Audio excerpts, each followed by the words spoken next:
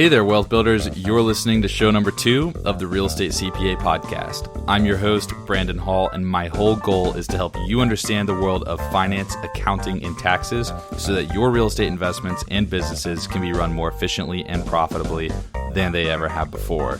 I hope you enjoy today's show, and if you're looking for a killer CPA to come in and help you out, roll on over to the clients page, set up an appointment. The first consultation is free, and I promise that you're going to learn something.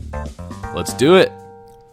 So I received a couple questions about why monthly pricing. Why am I doing it that way rather than the standard CPA bill out an hourly rate, charge you for your tax returns, and then be done with it? And I want to take a minute to explain that before we jump into today's show.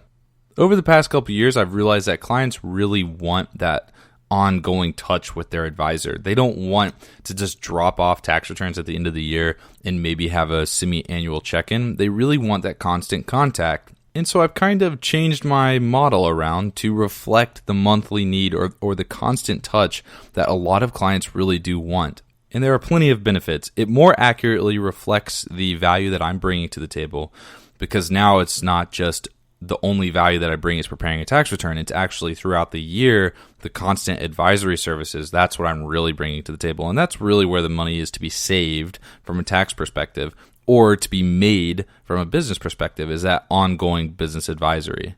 And from a client perspective, you're going to be really motivated to stay in touch with me on a monthly basis because you're paying for my services on a monthly basis. Now, on a long-term perspective, if we are constantly staying in touch with each other, you are going to realize a ton of value. You're going to get a ton of savings. I'm going to know all about your business, all about your financial lives, and ultimately we're going to be able to craft some really sweet strategies, really creative strategies, and keep your businesses operating efficiently, which is the ultimate goal. At the end of the day, I want to be a part of the team. I do not want to be a one-stop, drop off your tax returns and be done with it shop. And that's why I've changed my model.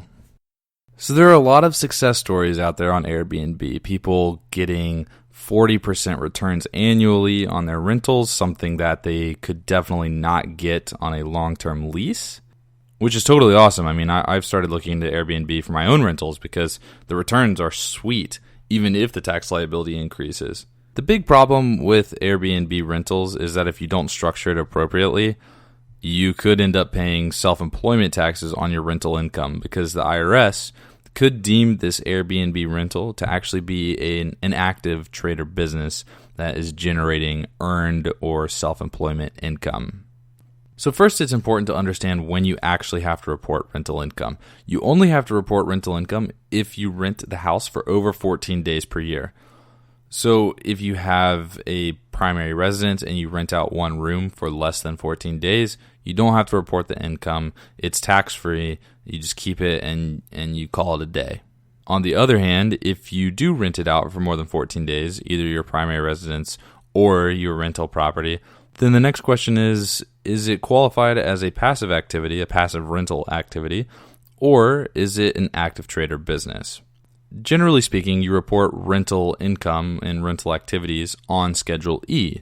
This is advantageous because you don't actually incur self-employment taxes on the net income that you are reporting. But if you're renting via Airbnb, generally you will have a rental period of less than 7 days. The IRS automatically qualifies rentals with rental periods of less than 7 days as an active trade or business that is generating self-employment or earned income, and that needs to be reported on Schedule C.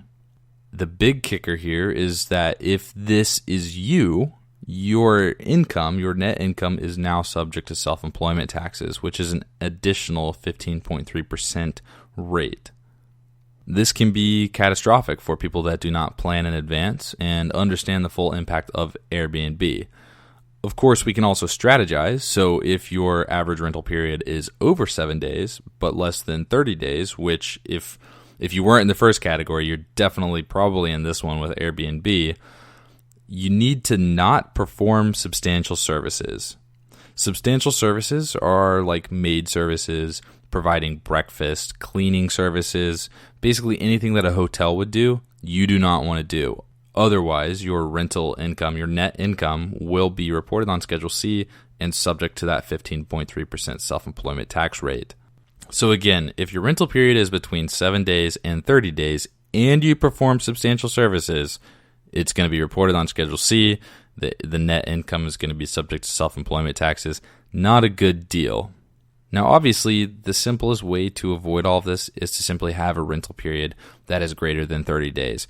If you can't have a rental period greater than 30 days, make sure that it's greater than 7 days. So that would be between the 7 days and the 30 days, that window. And just don't provide substantial services. So don't come in and provide breakfast, don't provide lunch, don't clean up after the tenants, hire that out, do something else. You just don't want to provide the substantial services, which are those maid services, those hotel services like cooking meals and things for your tenants. Just don't do something like that, and it will qualify for a Schedule E rental rather than a Schedule C. And that's what we're trying to go for here to avoid the whole self-employment tax. Now, what if you have a rental and you're renting out multiple rooms? In one of the rooms, you are renting it out for less than 7 days, so on a weekly or a daily basis. In the other room, you're actually renting out on a monthly or a longer-term basis. In this case, you're actually going to net the rental periods together and you're going to find the average. So it could very well be that if you were renting out one room on a longer basis, or even one unit if it's a multi-unit building, if you're renting out one unit on a longer basis and renting out one unit on a short-term basis, you're going to net the average rental period together and get your overall average rental period. And then that's what's going to be looked at to determine whether or not you fall into that less than 7 days, between 7 and 30, or greater than 30-day rental period.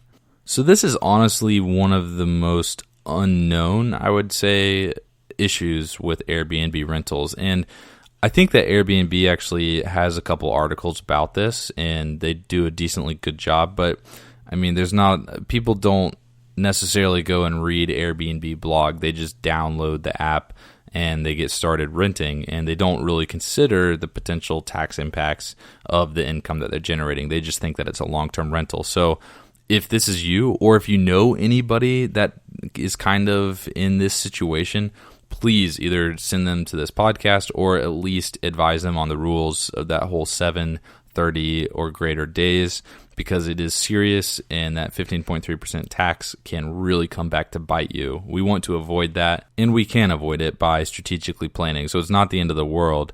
And again, Airbnb is a great way to earn a higher return than you would normally with a regular rental. So the second big topic that I kind of wanted to discuss with Airbnb is that a lot of these rentals will come furnished, meaning that you will actually supply the furniture, you'll supply the silverware, everything will be in the unit, because really the tenants are only going to be staying for a couple of days, a week, maybe a month. But there are tax benefits to furnishing these rentals. You can deduct the cost of the furniture, you can deduct the cost of the silverware. You have to be wary of the IRS tangible property regulations, but generally speaking, these items are going to be deductible. And we'll talk about the tangible property regulations on a different podcast. So just understand that if you buy a desk, if you buy a sofa, if you buy a bed, you can generally deduct it in the year that you buy it. It did not used to be like that, so there's a lot of conflicting information out there. But currently, that's the way that the rules are written.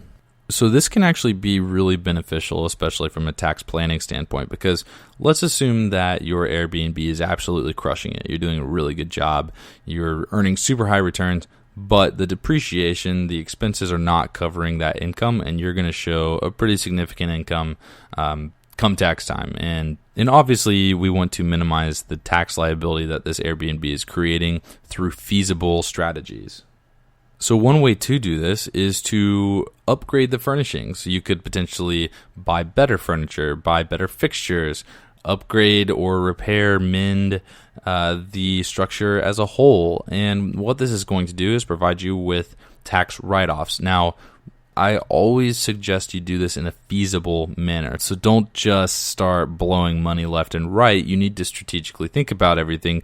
Tax considerations in most instances should come second to profits and returns.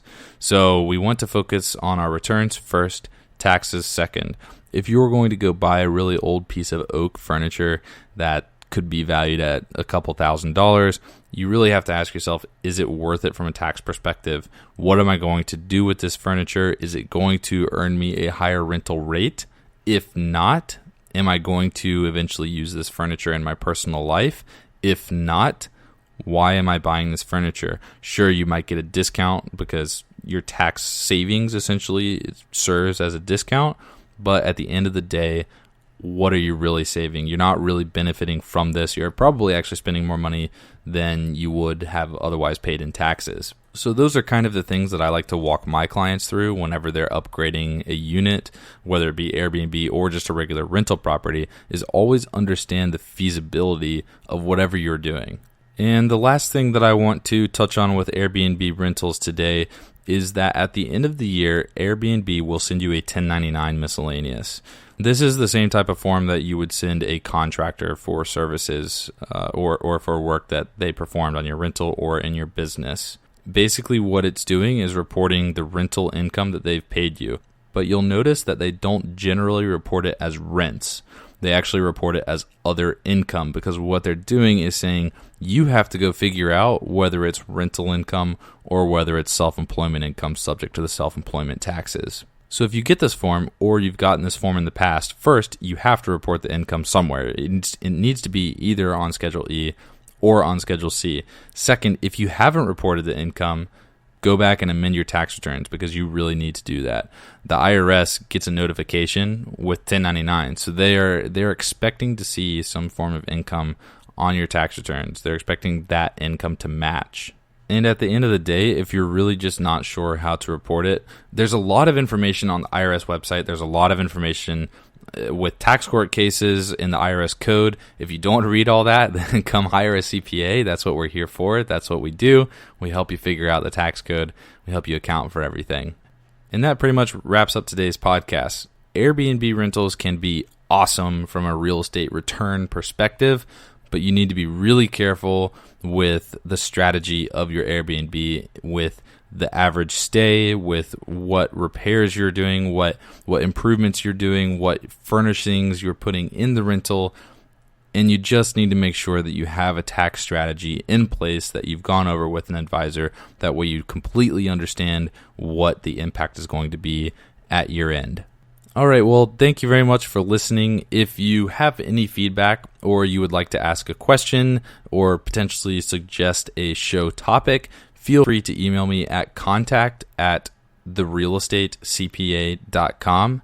I'd love to hear from you. And if you enjoyed the show, please go leave a rating on iTunes or SoundCloud. That will really help us with our exposure. We want to reach as many investors as possible because we want to help as many people as we possibly can. And we really want to help everybody understand the tax code because it's extremely complicated. And please make sure to subscribe to the Real Estate CPA. It will allow you to stay up to date on content releases, so like blogs, podcasts, as well as webinars and any future events. All right, thanks again, everybody, for listening. Hope to see you next time. B Hall signing off.